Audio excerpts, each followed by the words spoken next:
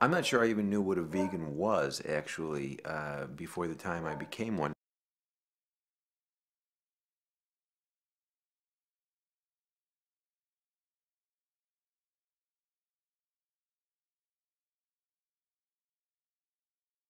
I became a vegetarian in 1978, I think it was, after I visited a slaughterhouse.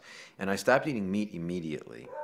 I ate fish for about another year or so until I read something about fish being sentient. I wasn't sure if fish could feel pain. And then in 1982, I guess it was the fall of 1982, I was clerking for Justice Sandra Day O'Connor on the United States Supreme Court.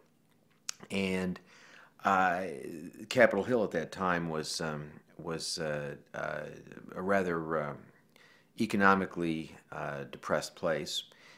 There were a lot of stray animals, many stray animals, and they would often get hit by cars. It was quite terrible. I remember once having an injured animal, and I called the Washington Humane Society, and they sent over the disease control officer, who was a woman named Ingrid Newkirk.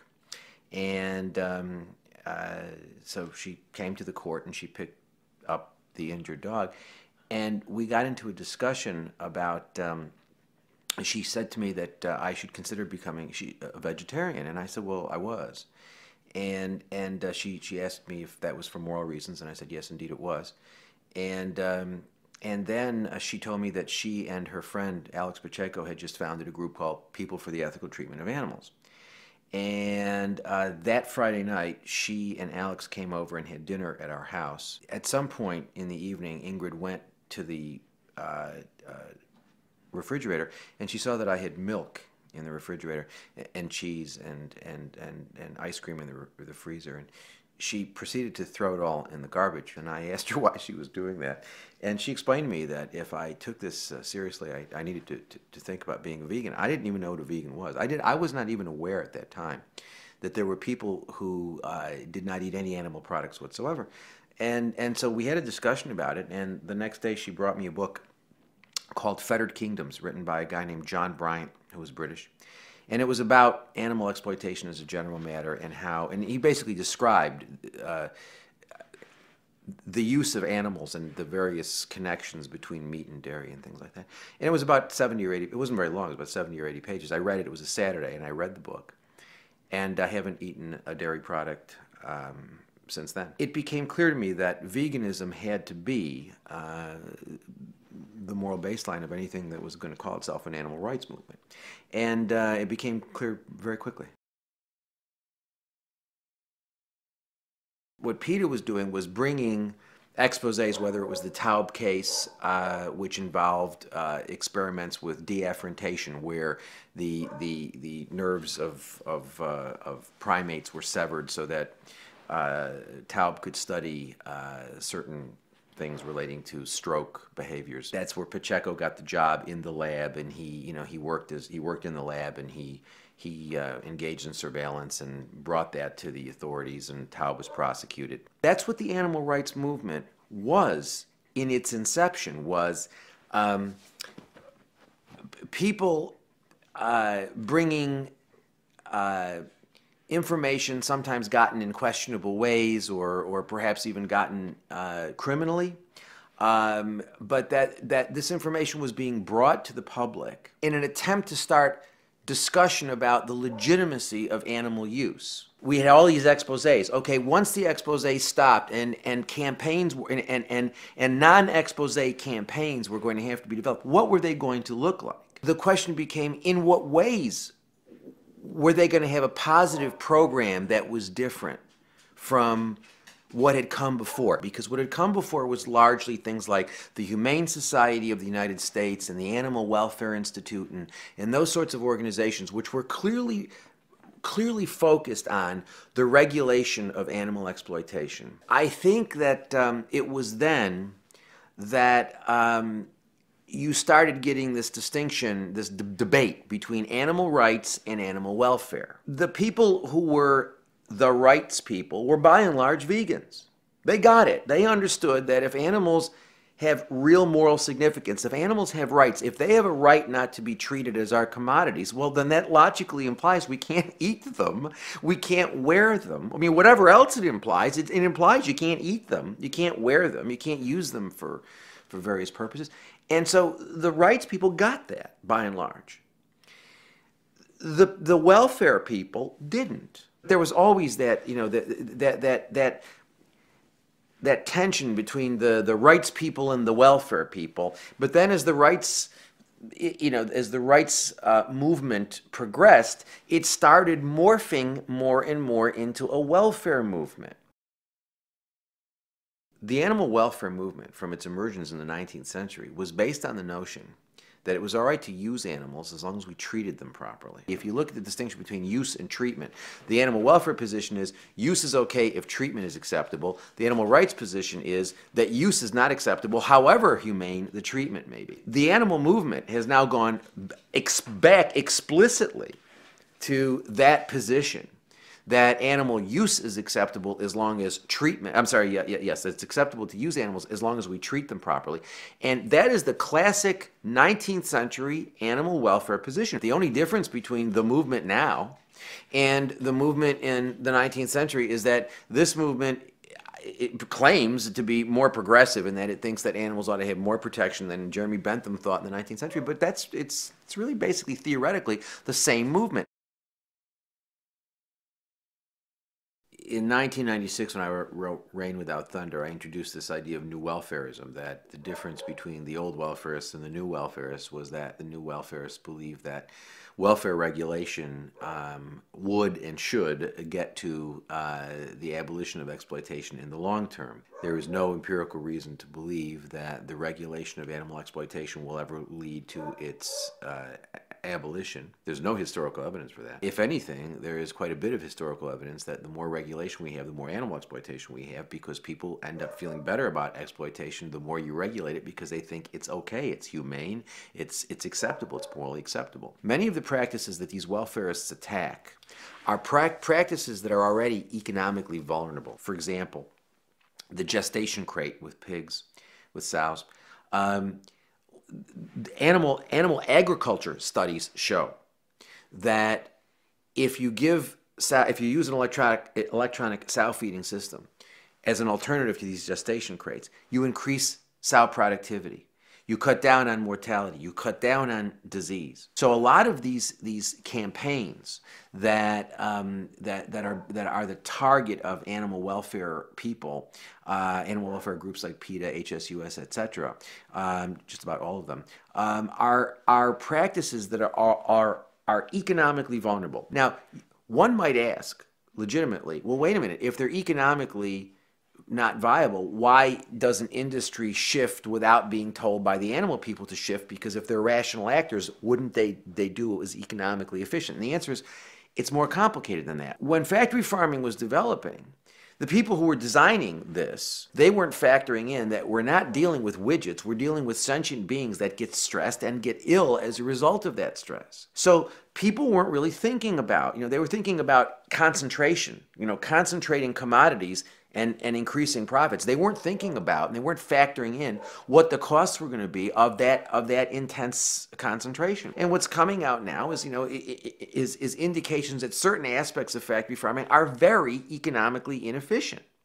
But it takes time for that information to get out, for that information to become internalized within the industry, and for capital costs to be incurred to change those practices. Industries like the meat industry or biomedical research, for that matter, will resist any sort of regulation, even if they don't think it's particularly harmful, because they always need to impose opportunity costs on opponents or adversaries, because they want to make sure that everybody understands, if you come after us, if you want us to change something, we're going to exact our pound of flesh from you. I remember having a conversation with some vivisectors at the University of Pennsylvania, where I was then teaching, and I said, why are you guys opposing the 1985 amendments to the Animal Welfare Act. They're not going to hurt you. If anything, they're going to help you. And they said, yeah, we know it's going to, but we've got to oppose it, because if we don't oppose it, if we're not seen to oppose it, then you might come after us on something we really don't like. What's happened is that the animal movement has become, there's this bizarre partnership between animal industries and animal organizations,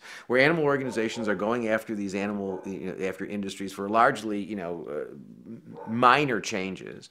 They go through this dance, they yell and scream at each other, and then there's some accommodation, which doesn't require that industry do very much. The animal people then declare victory and send around 80,000 million pieces of direct mail and ask, tell people, you can help change the world, just write us your check.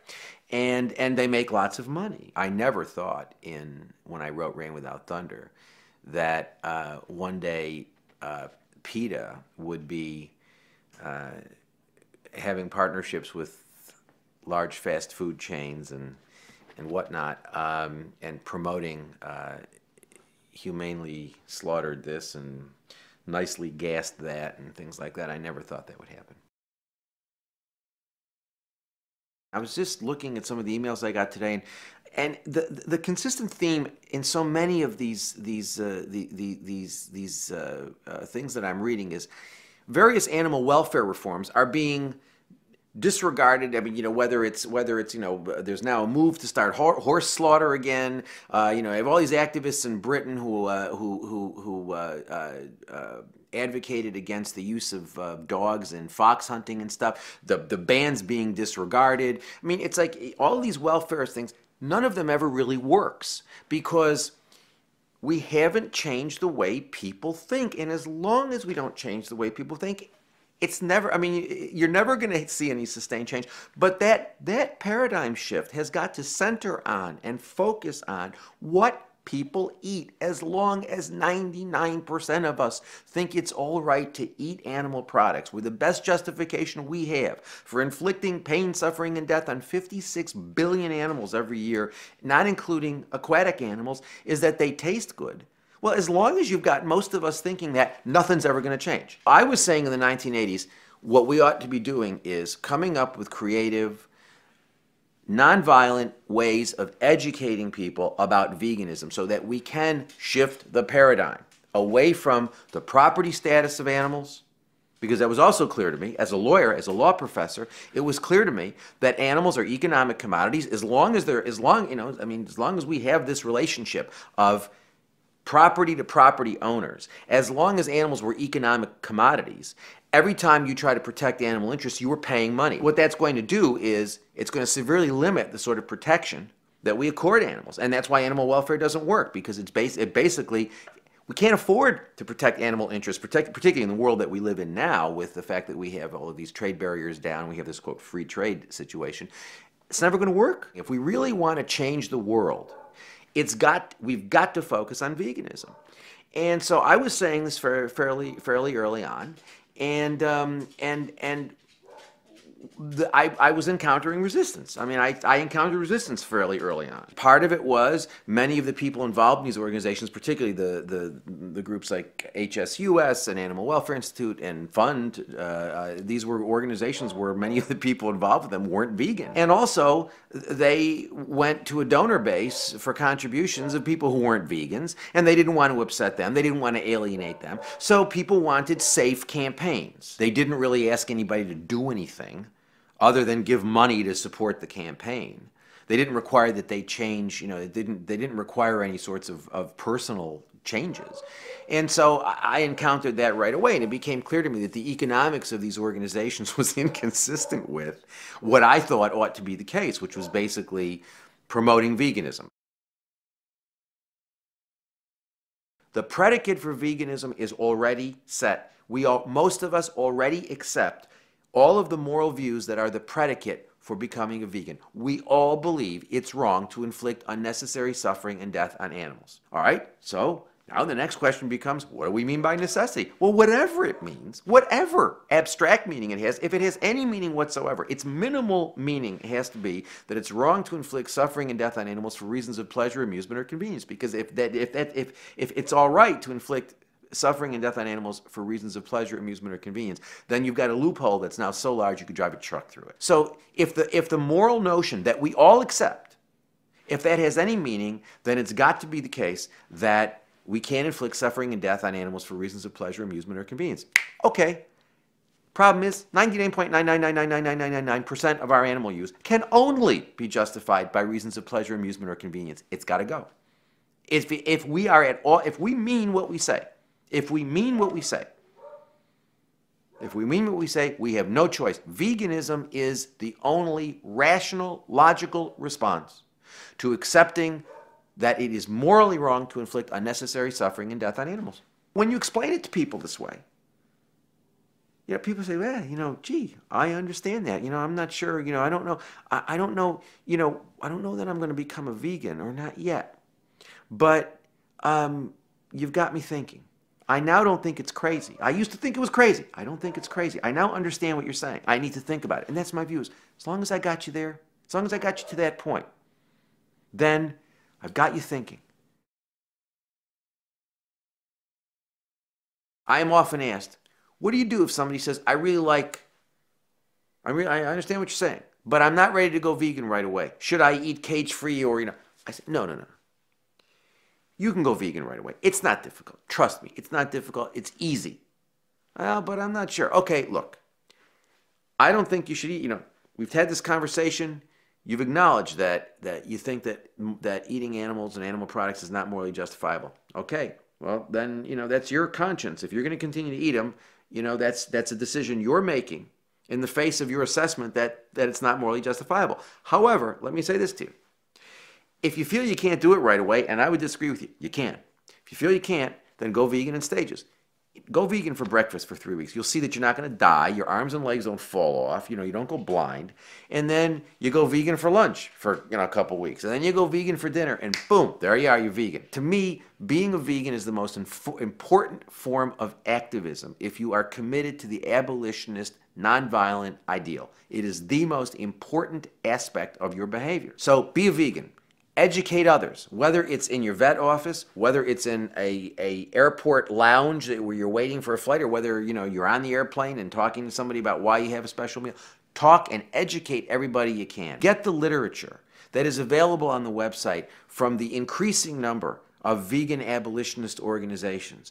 Get their literature, pass it out. Go to schools, talk to schools, talk to high schools. Rather than spending several hours tabling at your local community college about why kids should be eating cage-free eggs, try to explain to those kids why they should be eating eggs at all or any other animal products. Are you going to convince them all? No. But you know what? You'll convince some.